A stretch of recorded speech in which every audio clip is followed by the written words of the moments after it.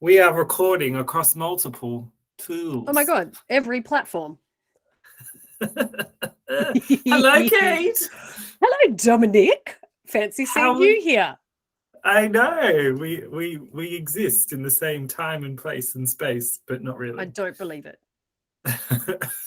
Tell us about the Grampians. How was your trippity trip? Oh my goodness, it was so cool. I went there and I hiked. I did a couple of hikes, which was nice. I'm not usually a sort of a hikey person, but I did do hiking and it was lovely. And it's nice to kind of push yourself and do something different. But I did take some little videos because the accommodation I was in is going to slot in nicely with an episode that I'm going to do in the not so distant future about hotel nightmares. I love this theory for this story, Kate. Yes, and it's going to be great. I love it so much that I have also tried to come up with a story for this week's episode that might slot in quite nicely with it as well. Oh my God, perfect. Yeah, layers. There are fucking layers. We're onions, baby. But you had a good holiday. I did. I had a good holiday, yes. And I'm still on school holidays now, which is good. I went to the doctor's today, got my physical, my checkup, my annual checkup from the neck up. All seems well. Who's to say? They've taken all of the fluids, so whatever. But everything from the neck down? On the black market. Yeah, everything from the neck down seems to be fine. Neck up, still jury's out. There was when they did some like cognitive testing, and then all of a sudden there was like 10 people in the room and they were all like clipboards and lab coats, writing things and seeming very interested in me. But I think that's normal, right? Yeah. Don't worry. Yeah. I will get you out of the hospital if they commit you. That was our deal, remember? From Help episode me. 2. Please. I'm blinking 10 times. No, that won't do you any good. No, it really won't. They'll be like, oh, she's sensitive to the lights again. Turn the lights off. How are you going, Dominic? I'm good. I'm a bit fluey, I think, but I don't know. It's winter in Melbourne, so everything is just miserable. Quiet and cold and miserable, and everyone's a little bit at the moment. So I hear that. There was a bit of sunshine today, though, which fooled me into going outdoors. It was still freezing. It was about 6 or 7 degrees Celsius all day, but the sun was out, so it was like, I can wear shorts and sandals, no worries. No, you cannot. No, those nips will freeze off. Yes, and that was the other thing. Kate. That's the other thing the doctors were looking at. All right. Goodness me. Yes, we don't have a boo pod of the week because we've exhausted our resources. We have. We've featured every single person. So I don't know. We might have to think about how we, do we do them again? Do we do something different? I reckon we do something different. And this is us brainstorming, everyone. You're getting an insight into our sort of ideas. We'll just come up with them on the spot. Yeah. We could even do like some mini reviews of episodes from our Boo Pod network. And, we can do like a little hook for everybody and be like, hey, I listened to this episode this week and it's this, and it was really neat. So just keep the love going. Yeah, absolutely. We love our Boo Pod network. It's been such a fun time with them, and we're not going anywhere. We got to start thinking of something new to do. So stay tuned for that. That's right. And we've got a brand new patron as of today, Kate. Amazing. Woo-hoo. That was a bit like Rihanna singing then. You're amazing. Yeah, and I am Rihanna, actually. I was trying to think of another song she did, but I struggled. What does she do? What's another Rihanna song? There's lots of songs. What does she sing? Well, Umbrella, Ella. Hey, there we go. I got one. Okay. Thanks, everyone, for screaming at your headphones then going, she does heaps. She just so many songs. Well, let's do a big shout out to our new patron, Jessica Taranto, my sis. I was about to say, any relation? Yeah, she is. So happy to have her on board as another one of our brickies. So we shouted out her last week on our socials already. So it's kind of like we preemptively knew that she was going to sign up. Double whammy. I mean, she was one of the ones that you lured into your trap which we set up in Lulla, which is the family property out in the middle of nowhere. So that's how we're getting new patrons, is it's sort of some would say threatening, but those people don't have an open mind. So And what's a bit of threatening between family? Like, exactly. Come on. Well, let's get into this week's epi, because I've got quite a fun little ride for you, Kate Wilkinson. I'm so excited. Bring it on. And I can't give away too much because I've got a little surprise for you at the end. Ooh. So this week, I'm going to revisit some of my greatest hits. Oh my gosh, yes. A greatest hits album. Right? Some of the things that you know that I love doing stories on, like, you know, a little bit of cannibalism, Yep. a little bit of grave robbing, Tick. some, you know, murder mystery, all sorts Love it. of goody stuff in there. So, yeah. And like we hinted at earlier, you've got an episode coming up around motels and hotels. Mm-hmm. So anyway, there's a few breadcrumbs, Easter eggs in that little brief that I've given. So let's see if you can guess the big surprise at the end of the story. Okay. Okay? Yeah. Are you Here pregnant? We go. I don't want to spoil it. Pregnant with doubt, guilt, all the usual. I was tested for those today, actually. I checked all the boxes. I had 100%, which I don't know if that's good or bad at the doctors. Got an areola for each of them. Okay. Let's get into it. So let me introduce you to Edward Theodore Gein. Teddy, how you going? Teddy Gein. Now, he was born in August 27th, 1906, but he is also known as the Butcher of Plainfield, or the Plainfield Ghoul. Ooh, that's a good title. Do you think he would have put that on his business cards? Yeah, LinkedIn, right? Oh, of course. Now, he was an American killer and a body snatcher. Now, Gein's crimes, committed around his hometown of Plainfield, Wisconsin, gathered widespread notoriety in 1957 after authorities discovered he had exhumed corpses from local graveyards and fashioned trophies and keepsakes from their bones and skin. No. Yeah. Gein also confessed to killing 2 women, tavern owner Mary Hogan in 1954 and hardware store owner Bernice Warden in 1957. Oh, Bernice. Yeah, we're jumping straight in here. None of this like small... Yeah, we're not going to... No, he was born here and did this and went to the local church and the local grocery store. No, Bernice, dead. All right. Now, Gein was initially found unfit to stand trial and confined to a mental health facility, which we've done an episode on. Mm-hmm. By 1968, he was judged competent to stand trial. He was found guilty of the murder of Warden, but he was found legally insane and was remanded to a psychiatric institution. Perfect. Now, that's Warden is the surname of the first victim. Is that correct? That's second one, Bernice Warden. Bernice, that's right. Not the actual warden of the prison. That's right, correct. Okay, good. He later died at Mendota Mental Health Institute of respiratory failure on July 26, 1984. He made it all the way to age 77. July 26, that's a special day. I know. Oh my God. Ex-Australian Prime Minister John Howard was born on that day. So was I. There's so many Easter eggs. I'm about to take you on such a journey, Kate. Oh my God, I'm so excited. Okay, so he was 76. 77. 77, yep. And he is buried next to his family in the Plainfield Cemetery in a now unmarked grave.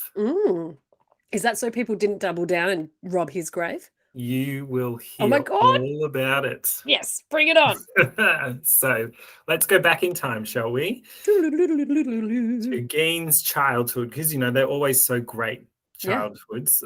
Especially of people that rob graves and just kill people for no reason. I always find they have a nice, healthy childhood. Yeah. No trauma, no problems. Exactly. And no different with Gein. Now, he was born in La Crosse County, Wisconsin on August 27, 1906. He was the second of 2 boys of George Philip Gein and Augusta Wilhelmine. Gein had an elder brother named Henry George Gein, who lived from 1901 to 1944. Oh, he was young. Yeah, young one. Now, Augusta hated her husband. He was an alcoholic who was unable to keep a job. He had worked at various times as a carpenter, tanner, and insurance salesman. George owned a local grocery shop for a few years but sold the business, and the family left the city to live in isolation on a 155-acre, 63-hectare farm in the town of Plainfield, Wisconsin, which would become the Gein family's permanent residence. Nice. Now, Augusta took advantage of the farm's isolation by turning away outsiders who would have influenced her sons, and Gein only left the farm to attend school. So, Right. Yeah. Okay, so Rest- no socialization. I mean, we even know that with puppies. Like, puppies need socialization so Yep. they don't, like, bite other dogs and people.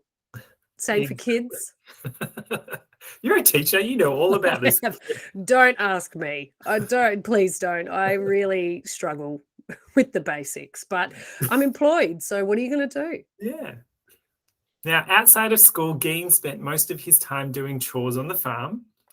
Augusta was fervently religious and nominally Lutheran. She preached to her boys about the innate immorality of the world, the evil of drinking, cheers, Kate, and her belief that all women, apart from herself, obviously, were naturally promiscuous and instruments of the devil. True. She reserved time every afternoon to read to them from the Bible, usually selecting verses from the Old Testament and Book of Revelation concerning death, murder, and divine retribution. Excellent. That's always, I find, as a bedtime story, please tell me about divine retribution. I will sleep soundly. It's like a bestseller, really. The Bible never hurt anybody, did it? Oh, that's a whole year of episodes. Yes. Now, Gein was shy, and classmates and teachers remembered him as having strange mannerisms, such as seemingly random laughter, as if he were laughing at his own personal jokes. Oh, I mean, What's I wrong do with that though. We do that that is literally what this podcast is audio recordings of us doing precisely that. Yeah. Oh well. Okay. Robbed any graves lately, Kate? Not today. Now, to make matters worse, Augusta punished him whenever he tried to make friends. Oh. And despite his poor social development, Gein did fairly well in school, particularly in reading. Excellent. Now, on April 1st, 1940, Ed Gein's father, George, died of heart failure caused by his alcoholism at the age of 66. Now, Henry and Ed, his brother, began doing odd jobs around town to help cover living expenses. The brothers were generally considered reliable and honest by residents of the community. While both worked as handymen, Ed also frequently babysat for neighbours. He enjoyed babysitting, seeming to relate more easily to children than adults. Henry began dating a divorced mother of two and planned to move in with her. He worried about his brother's attachment to their mother and often spoke ill of her around Ed, who responded with shock and hurt. Oh. Yeah. Now, May 16th, 1944, Henry and Ed were burning away marsh vegetation on the property. The fire got out of control, drawing the attention of the local fire department. By the end of the day, the fire having been extinguished and the firefighters gone, Ed reported his brother missing. Oh. With lanterns and flashlights, a search party searched for Henry, whose dead body was found lying face down. Oh. Apparently, he had been dead for some time, and it appeared that the cause of death was heart failure, since he had not been burned or injured otherwise. Oh. That's suspicious. Suspicious. Don't be suspicious. Don't be suspicious. Now, it was later reported by biographer Harold Schechter that Henry had bruises on his head. Right. Now, the police dismissed the possibility of foul play, and the county coroner later officially listed asphyxiation as the cause of death. The authorities accepted the accident theory, but no official investigation was conducted and an autopsy was not performed. Right. Questioning Ed Gein about the death of Bernice Worden in 1957, State investigator Joe Willemski brought up questions about Henry's death. George W. Arndt, who studied the case, wrote that, in retrospect, it was possible and likely that Henry's death was the whole Cain and Abel aspect of this case. Okay. Get that old Bible out. Get your Bible out. If you don't know who Cain and Abel is. Actually, don't. Do yourself a favor. Throw the Bible away. You can read like a Janet Ivanovic or something like that. Why don't you get a Vince Flynn book? They're good ones. All right, now Geen and his mother were now alone. Dad's dead, Henry's dead, the brother. It's just these two. Good old barrel of laughs, Augusta. Now, Augusta had a paralyzing stroke shortly after Henry's death, and Geen devoted himself to taking care of her. Wow, okay. Good son. Yeah. Seriously. No, but I've seen this movie too. It takes place in a motel, and the mum doesn't fare too well by the end of it, but the son takes really good care of her. Now, sometime in 1945, Geen later recounted he and his mother visited a man named Smith who lived nearby to purchase straw. Mm-hmm. Now, according to Geen, Augusta witnessed Smith beating a dog. A woman inside the Smith home came outside and yelled for him to stop, but Smith beat the dog to death. Oh. Now, Augusta was extremely upset by this scene. However, what bothered her did not appear to be the brutality toward the dog, but rather the presence of the woman. What?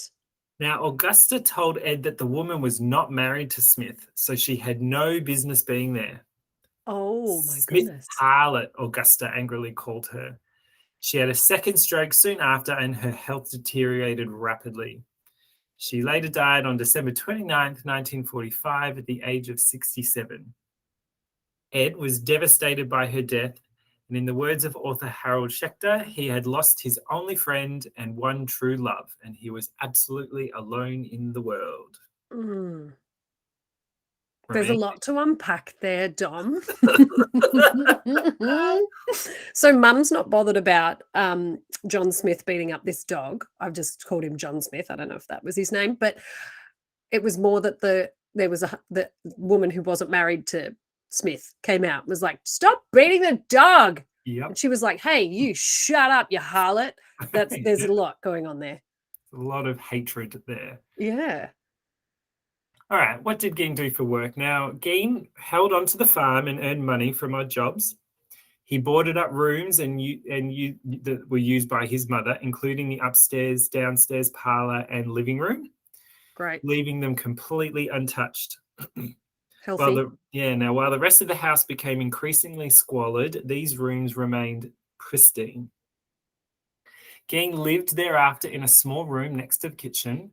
And around this time, he became interested in reading pulp magazines and adventure stories, particularly those involving cannibals or Nazi atrocities. Because, mid-40s. I mean, it's the 40s. Yeah, that's right. Yeah, good time for Nazis. Not a good time for anybody else. Now, Geen was a handyman and received a farm subsidy from the federal government starting in 1951. He occasionally worked for the local municipal road crew and crop threshing crews in the area. And sometime between 1946 and 1956, he also sold an 80-acre, 32 hectares, parcel of land that his brother Henry had owned. Mm-hmm. Okay. All right. Now, so he's finding some ways to make money. Yeah, he's getting by. He's doing what he's got to do. Yeah. But shit gets real. And here we go. Hit me. Now, on the morning of November 16th, 1957, Plainfield hardware store owner Bernice Warden disappeared. A Plainfield resident reported that the hardware store's truck had been driven out from the rear of the building at around 9:30 a.m. The hardware store saw few customers the entire day. Some area residents believe this was because of deer hunting season. And Bernice Warden's son, Deputy Sheriff Frank Warden, entered the store at around 5 p.m. to find the store's cash register open and blood stains on the floor. Oh, that's not ideal. No, but ideal that your son's Frank Warden, a sheriff. Yeah, that's right, the sheriff. I personally hoped that he would have been the warden of the jail. Hello, I'm Warden. This is Warden with an O. So, yeah, That's okay. I don't think I can pronounce it any other way. Warden? Warden? No, that's Warden. That's right. No, Warden. I'd still want him to be the Warden. Wardy the Warden. Warden. Now, Frank Warden told investigators that on the evening before his mother's disappearance, Geen had been in the store and that he was to have returned the next morning for a gallon of antifreeze. Yeah, that's normal. A sales slip for a gallon of antifreeze was the last receipt written by Warden on the morning she disappeared. Now, on the evening of the same day, Geen was arrested at a West Plainfield grocery store, and the Warshara County Sheriff's Department searched the Geen farm. Don't ever go to someone's farmhouse.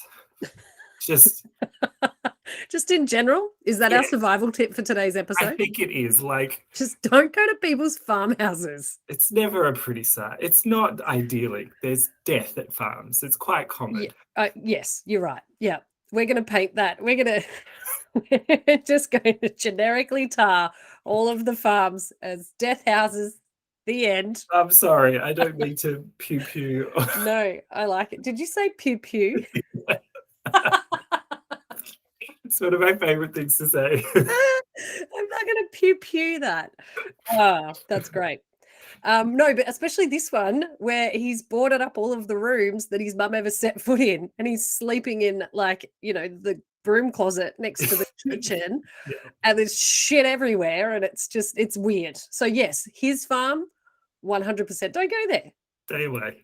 You're not going to find anything good there, I'm sure. I'm sure. Now, a Warshara County Sheriff's deputy discovered Warden's decapitated body in a shed on Geen's property. She was hung upside down by her legs with a crossbar at her ankles and ropes at her wrists. Cool. The torso was dressed out like a deer, and she had been shot with a .22 caliber rifle, and the mutilations were made after her death. Okay. Now, searching the house, like we told you not to, but they got to. Guys, come on. Warden. Warden. Now, searching the house, authorities found the following: whole human bones and fragments. Good. A wastebasket made of human skin. Tick. Ugh. Human skin covering several chair seats. Great. Comfy. Skulls on his bedposts. Mm-hmm. Female skulls, some with the tops shorn off. Poor.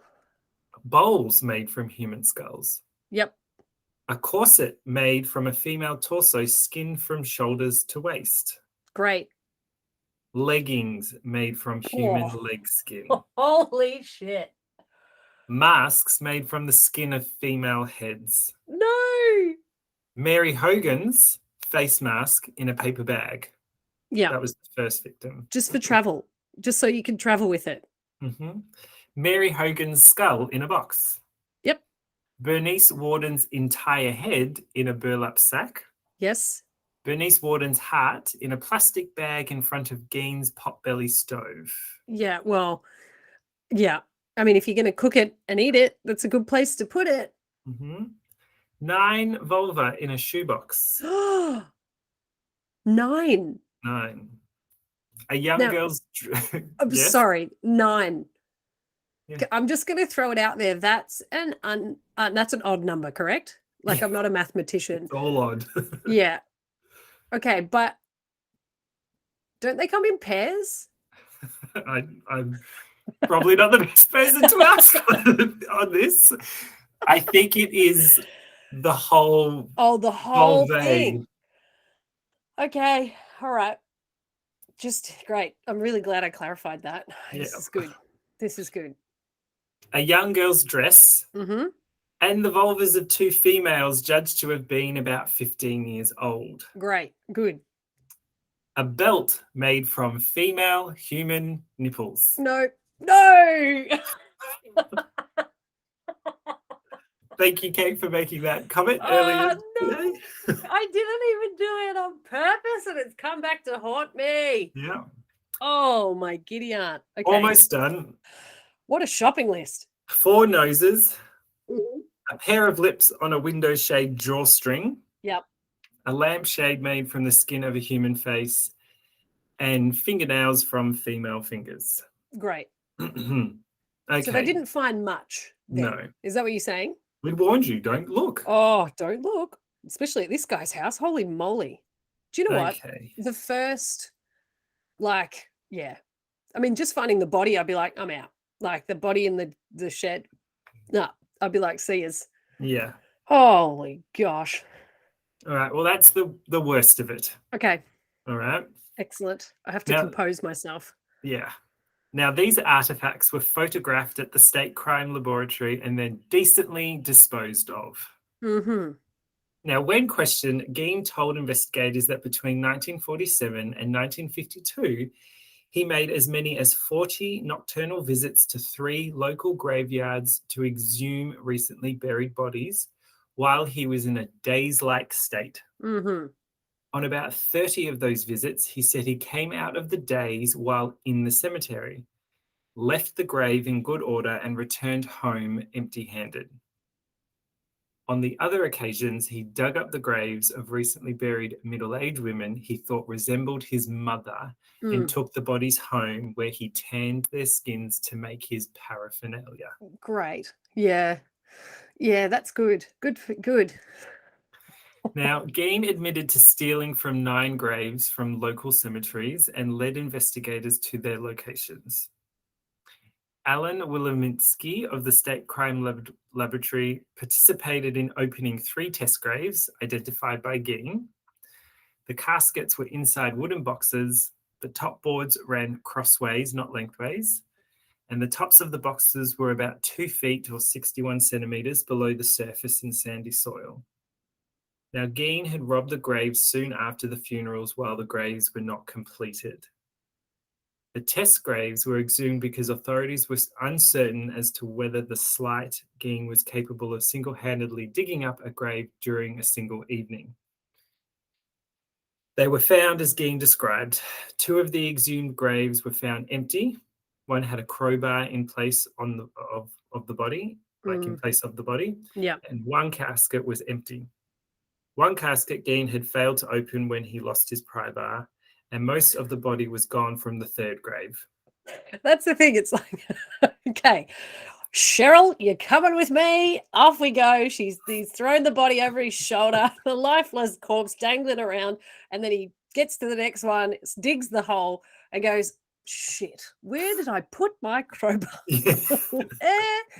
Is that Shez? Have you seen my crowbar? You're Darling? hiding it from me? Have you seen that? Oh, imagine that. I left it in the previous grave I robbed. Serves you bloody right, you psychopath. Yeah.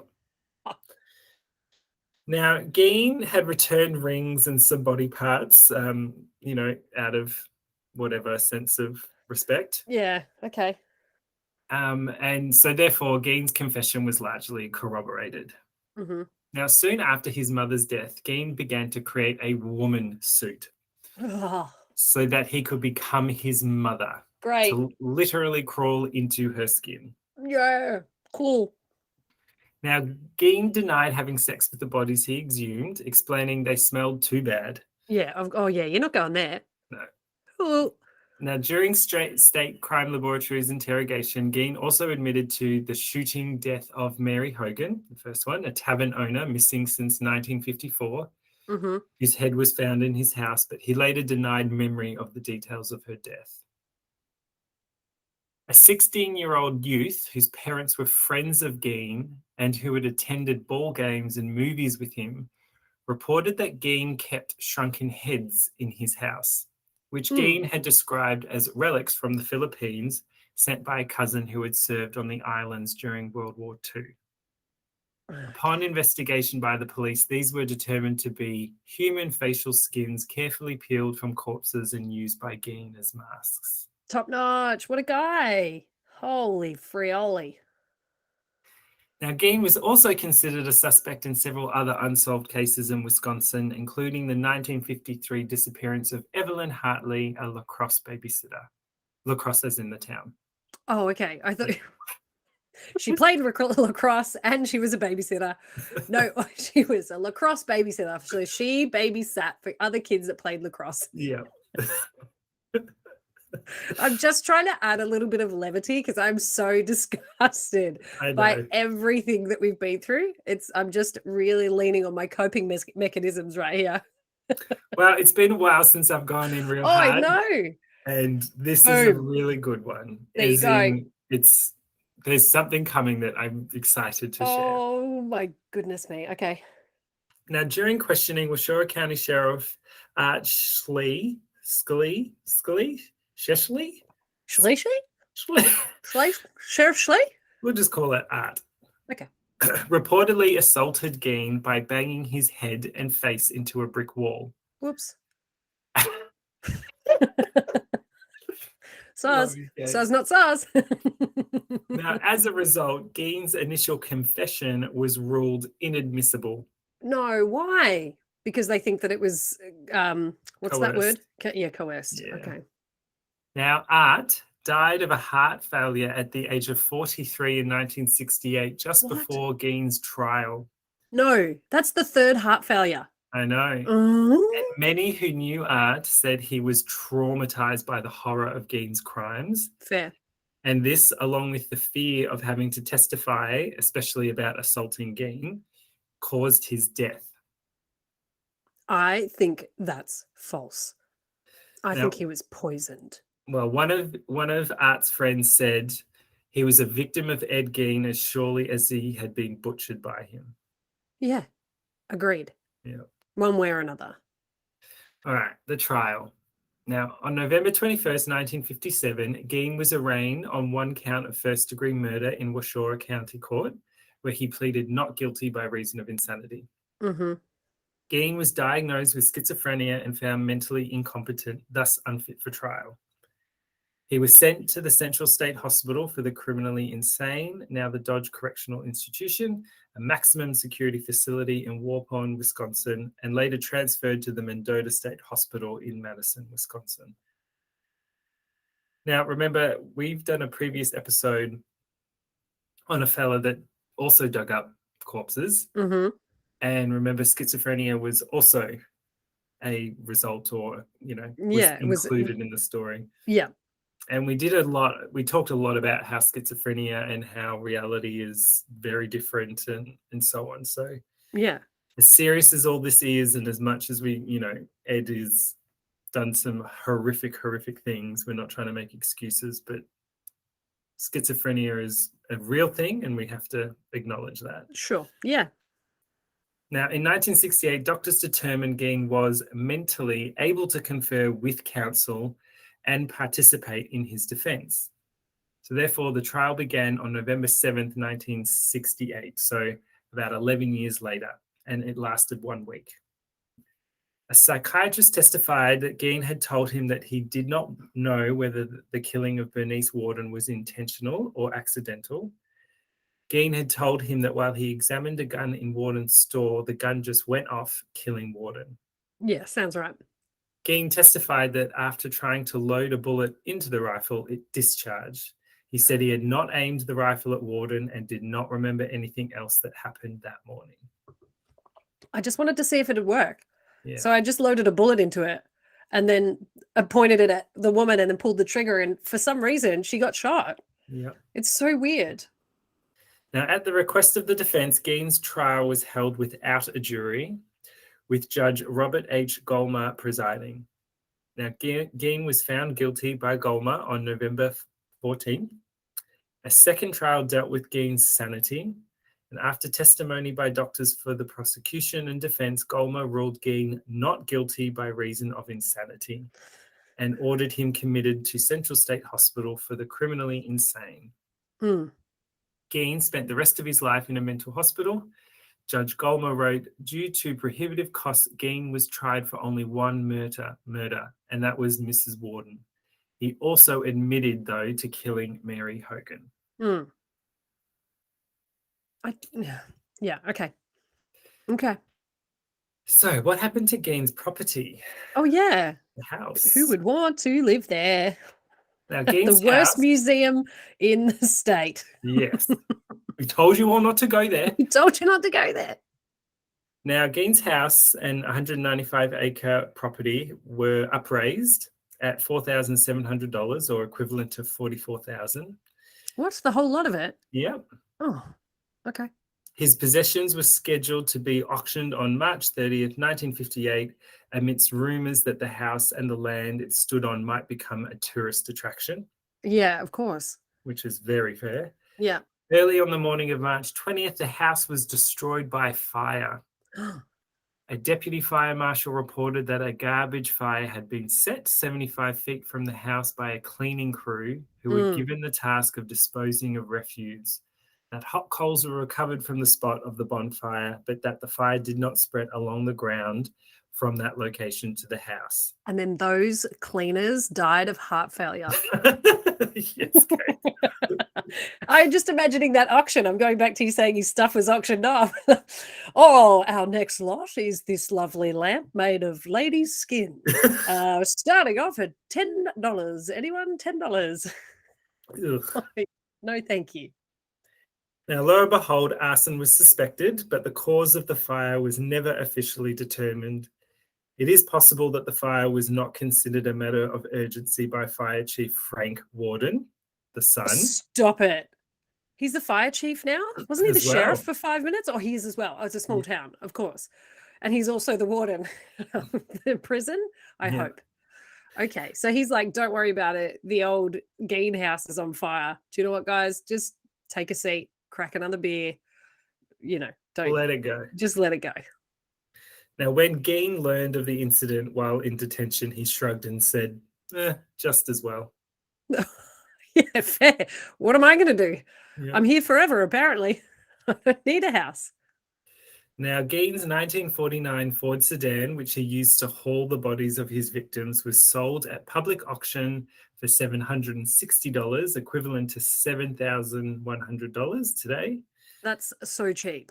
to a carnival sideshow operator called Bunny Gibbons. And Bun. Yeah, Gibbons charged carnival goers 25 cents for admissions to see it.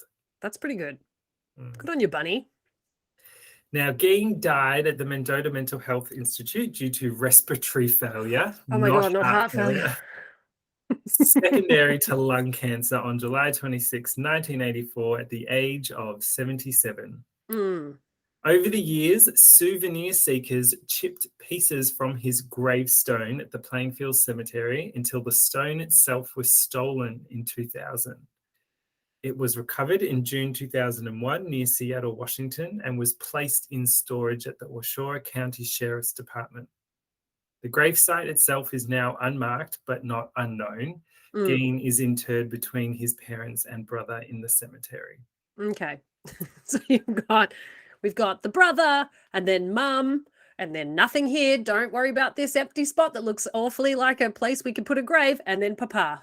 No worries. So why did I tell you this horrific story? Oh my Kate? God. I'd love to know, because I'm supposed to eat dinner in 45 minutes. And I don't know if I can. I'm sorry. It's okay. I love you. I mean, the story's called Butcher of Plainfield, so... Oh, that's so true. I should have picked up on that.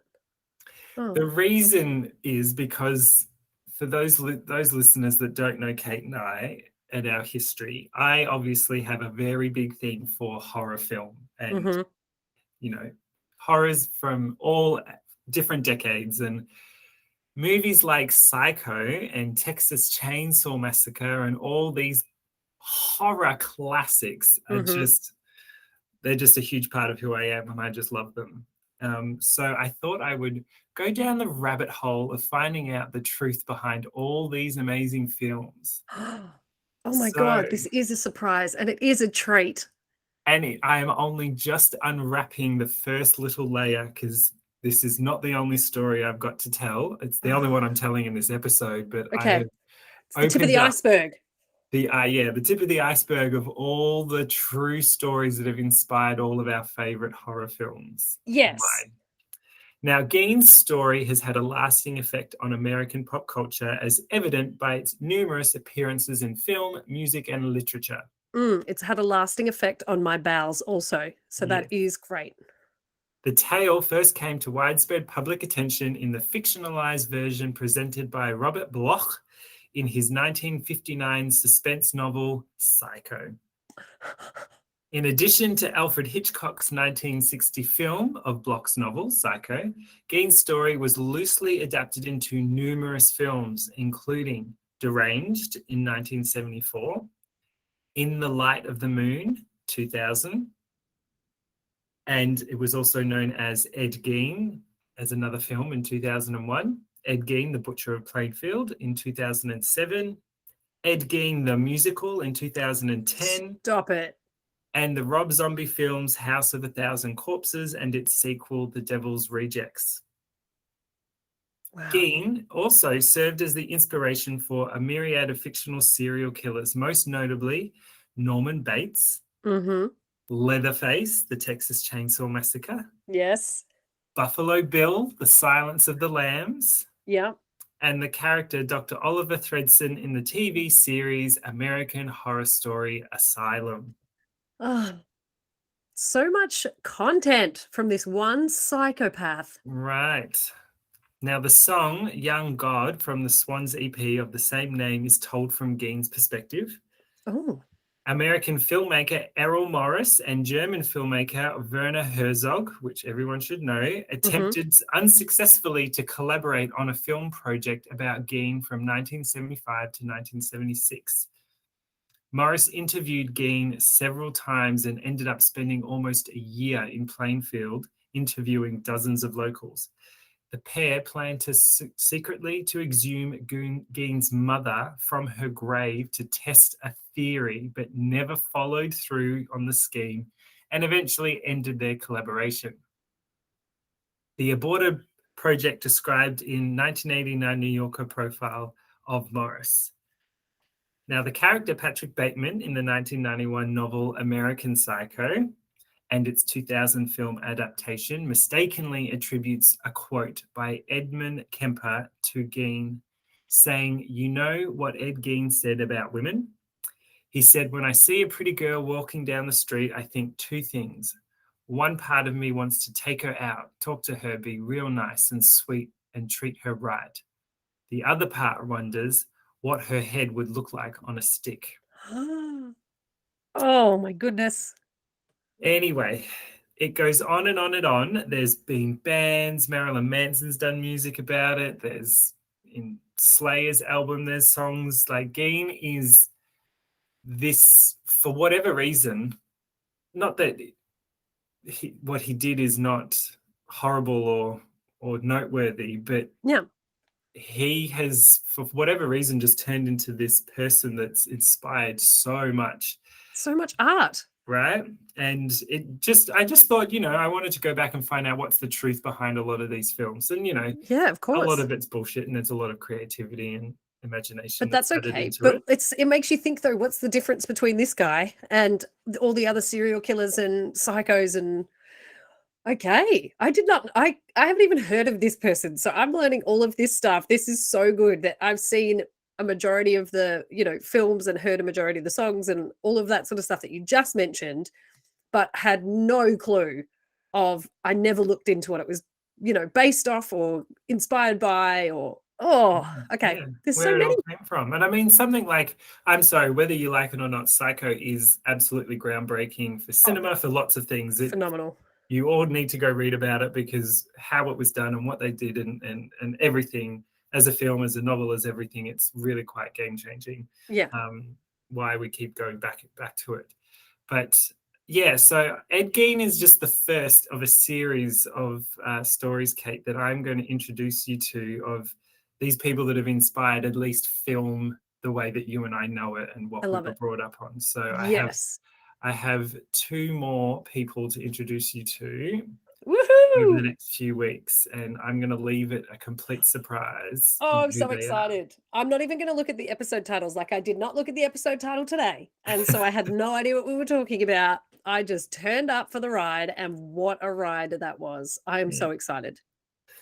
And that is the end of Edward Theodore Gein, and let's never talk about his crimes ever again. Yay! That was awesome, Dom. I loved that story. I mean, I hated it, but I loved it. Yeah. I mean, you'll think back now, every time you watch a film, you'll be like, oh, I can see where a bit of that's come from. Like there's a lot of inspiration, sadly, from but Wowee. But what yeah. art? I mean, I could talk about Psycho for a whole episode. Yeah. Happily. Yeah, that's one of my favorite films of all time, hands down. I've never seen Texas Chainsaw Massacre. I have been told by you mostly that it's probably one of the scariest movies ever made. It might be topped now. I don't know.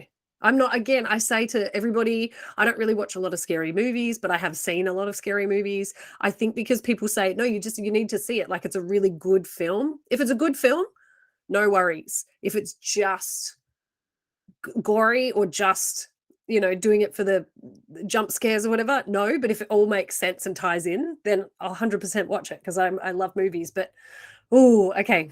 Yeah. I would not recommend watching it. Okay.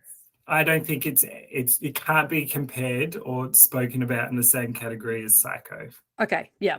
Not so well done like Psycho is. What breaks my little heart is that I teach film studies. I teach media, and I do a suspense unit with my kids, usually in year 9 or 10. So, 15, 16-year-olds. And I have 2 films that I'll usually pick depending on how I sort of gauge where the level of the kids is at, whether they've seen films before, if they haven't, or, usually a lot of them are like, yeah, what's your favorite movie? Yeah, Fast and the Furious 5. I'm like, well, that's not really a film. So we'll move on to something that's, something that's cinematic and decent. And and so the 2 movies that I choose are Psycho and Misery. Yeah. And those are my 2 favorites in terms of sort of suspense and all of that. And when I show Psycho to the kids, they're like, oh, this is boring. It's in black and white. And I'm like, you just need to stop. You need to just watch it.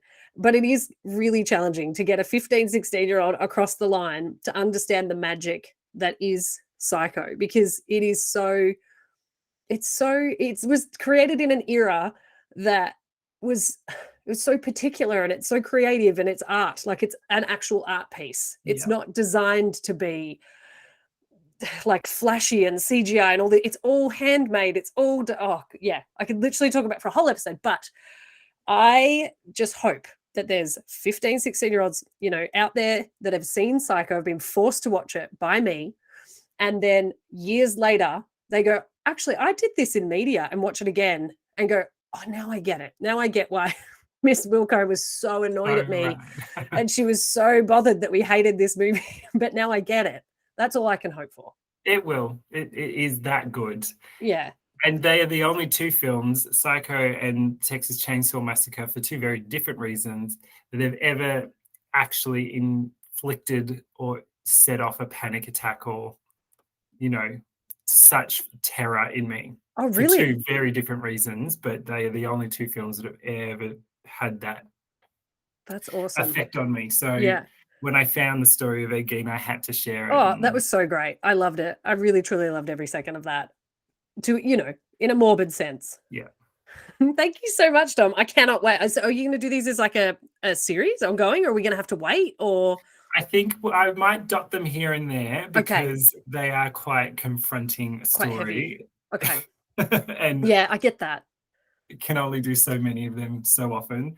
And every time I've introduced a series of stories like this and we've just gone one after the other, we do get a bit fatigued. So I'll pepper them here and there. Perfect. I love it. I love it. Well, I can't wait to do an epi next week for you all. Another shout out to Jessica, our latest patron. Thank you for subscribing to our fun.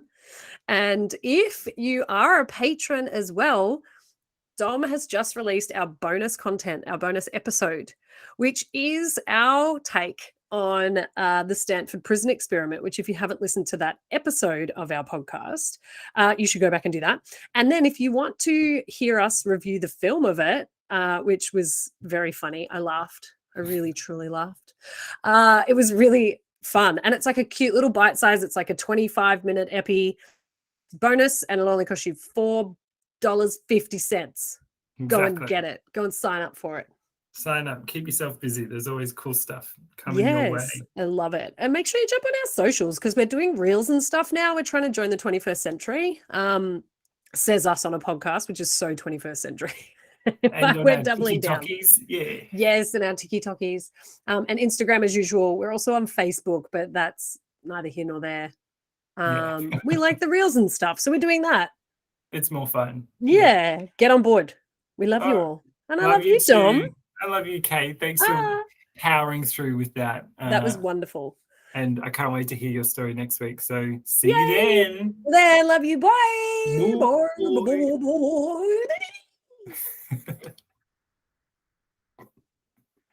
You're such a dag. I love it. Goodness me.